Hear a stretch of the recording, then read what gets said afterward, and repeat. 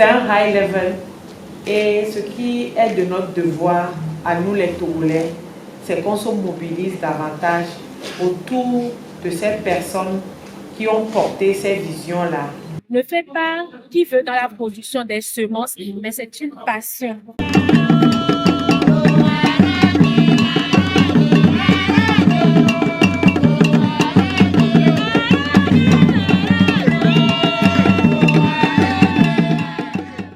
Dans une démarche visant à promouvoir la souveraineté et la décolonisation alimentaire au Togo et en Afrique, l'Organisation pour l'alimentation et le développement local OADEL a organisé du 6 au 10 août 2025 à Canal Olympia Godopé de Lomé le Forum international des jeunes sur la souveraineté alimentaire. Nous, on a voulu réfléchir ensemble avec les jeunes pour voir, quand on parle de souveraineté alimentaire, comment ce concept est né, quels sont les fondamentaux de ce concept-là et quelles sont les conséquences qui découlent justement de l'application de cette souveraineté alimentaire. Un événement organisé en collaboration avec le Festival de la gastronomie et des saveurs d'Afrique FESMA, partageant les mêmes objectifs que l'OADEL. Le forum des jeunes que nous organisons se tient dans le cadre du FESMA, tout simplement parce que le FESMA, c'est un rendez-vous de mets culinaires et on veut allier les échanges d'expériences sur le concept de souveraineté alimentaire, mais aussi allier pratique et théorie parce qu'on va voir les produits alimentaires locaux au cours du FESMA, on va déguster des mets locaux au cours du FESMA.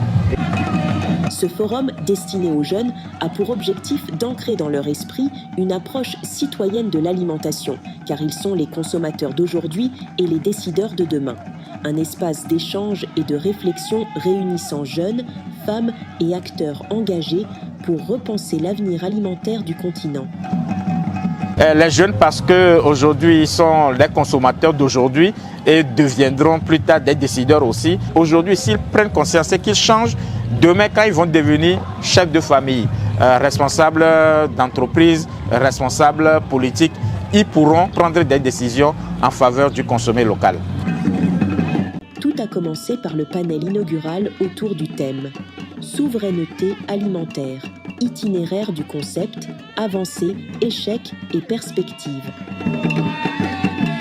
Nous avons débattu d'un sujet de préoccupation qui est la souveraineté alimentaire et surtout de discuter un peu de façon pratique comment est-ce que nous pouvons booster la consommation des produits locaux.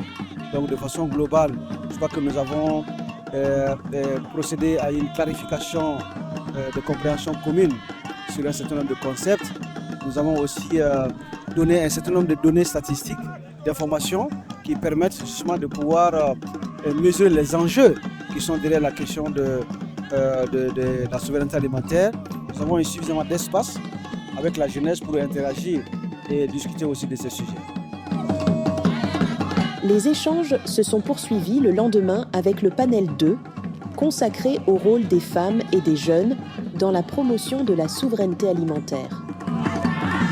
Les femmes contribuent à la souveraineté alimentaire, et ça surtout en Afrique, et les femmes rurales surtout.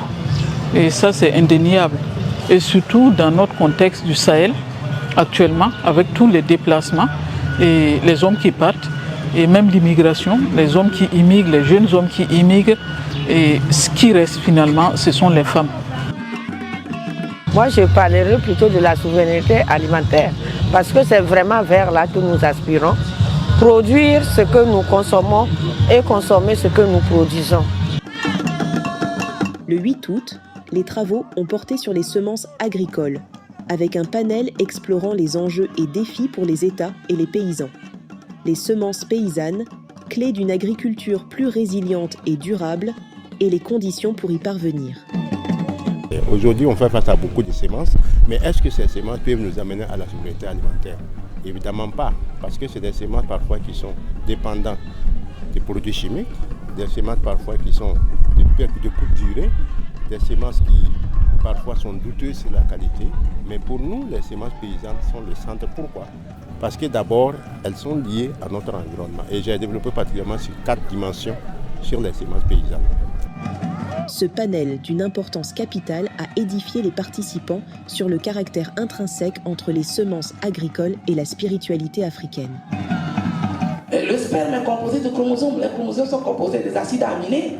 Les acides aminés viennent d'où? De tout ce que nous mangeons, de l'igname. Donc pour nos ancêtres, nous venons du sang. Notons que durant les 4 jours, chaque panel est suivi de 3 tables rondes permettant aux participants de se retrouver en commission et creuser davantage les différentes thématiques et faire des propositions.